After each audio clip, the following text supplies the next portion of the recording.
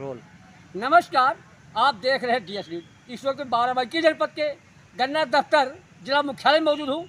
यहाँ पर पूरे जिले के जितने भी फरियादी हैं, पीड़ित हैं, अपना दुख दर्द सुनाने के लिए जिलाधिकारी महोदय को ज्ञापन देने के लिए आते हैं और धरना प्रदर्शन करते हैं, आमरण अनशन बैठते हैं। यहाँ पर जो 4 प्रमुख धरनाकारी आंदोलनकारी बैठे हुए हैं, जिसमें से ये हमारे बहुत बिच्छू समाज के लोग बैठे हुए हैं, जो 5 तारीख से आपको दिखाना चाहता हूँ, 5 तारीख से अनिश्चितकालीन धरना प्रदर्शन कर रहे थे, लेकिन कोई भी सक्षम अधिकारी इनकी बात को सुनने के नहीं आया, कोई कार्रवाई नहीं हुई। तो आज 30 अगस्त है, तो 30 अगस्त से इन्होंने जो है आमरण अनशन शुरू कर दिया है, भूख हड़ताल कर दी है। इसलिए जो है हम जानना चाहते हैं इनका मुख्य मुद्दा क्या है। ये 10 बिंदुओं पर कुछ मांग करना चाहते हैं। भाई साहब, आप बताएं, आपका शुभ नाम क्या है?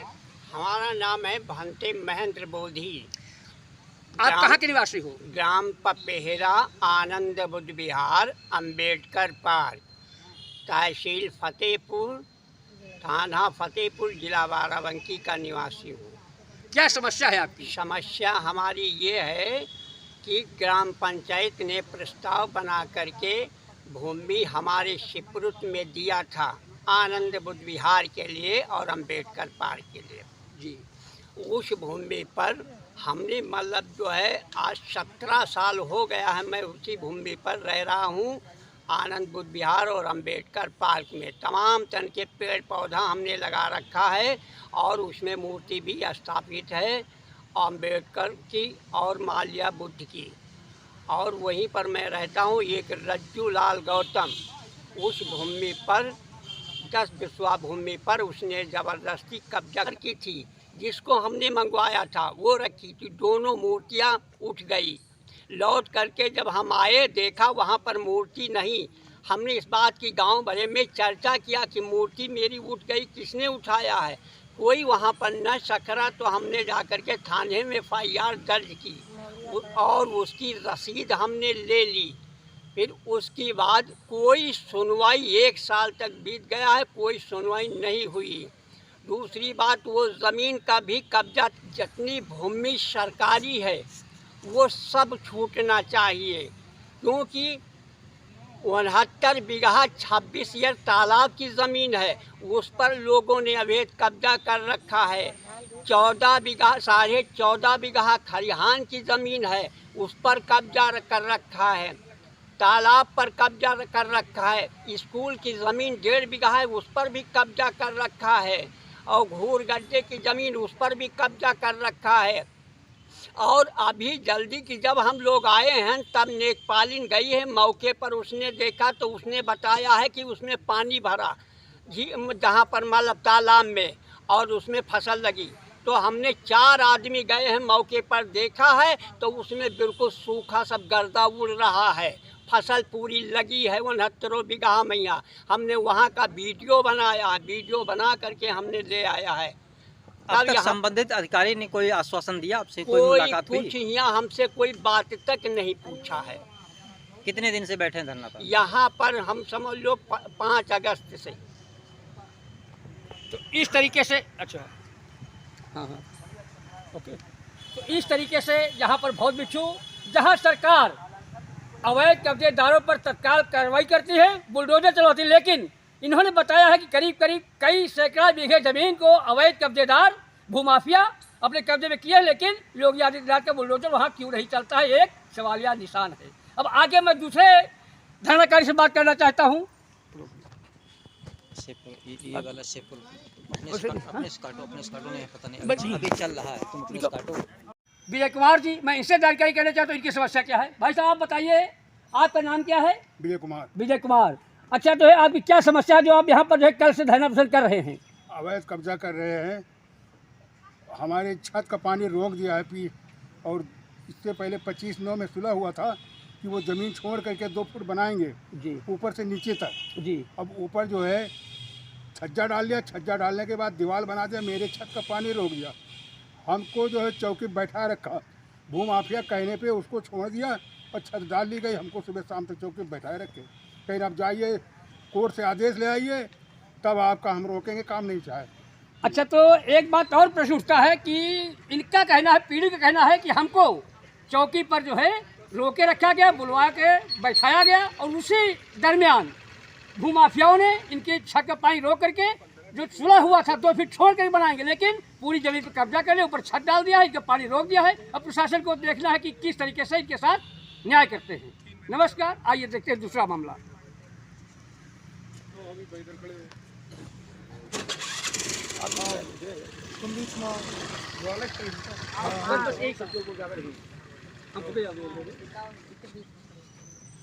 और बोलो बीच में तुम इधर आ जाओ, इधर आओ।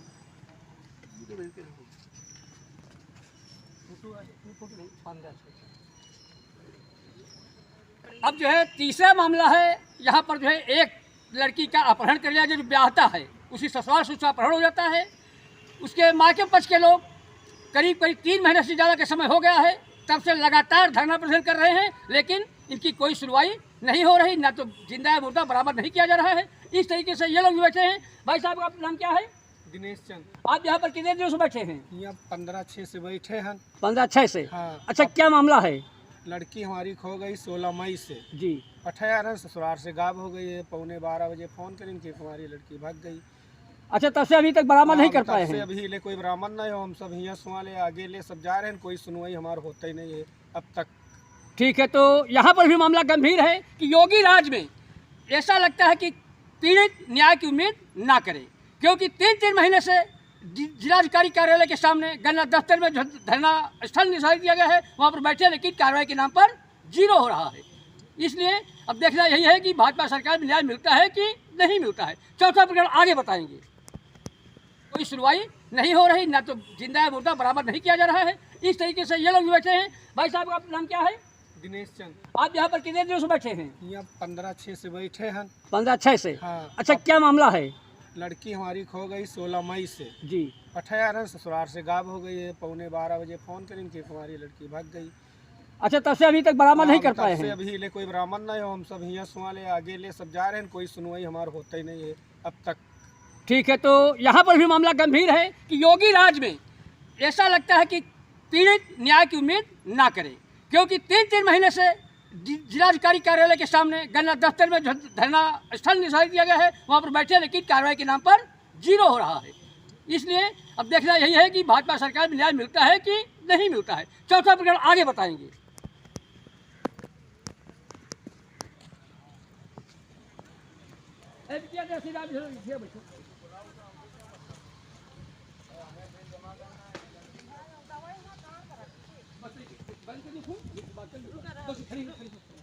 रखो, बात करने दो। बस यहाँ पर खड़ी हो, बस इधर खड़ी हो।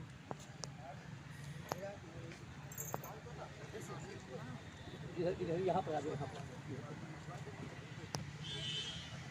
अब चौथा प्रकरण है कि ये भी दबंग के खिलाफ फरियाद लेकर के 16/8/2022 यानी कि 14 दिन हो गए हैं, ये भी यहाँ पर जो बैठे हुए हैं, और ये पूरे परिवार के साथ छोटी छोटी बच्ची भी है, ये बैठी हैं। हम इनसे जानना चाहेंगे इनका मामला क्या है। बहन जी, आपका नाम क्या है? कृष्णावती।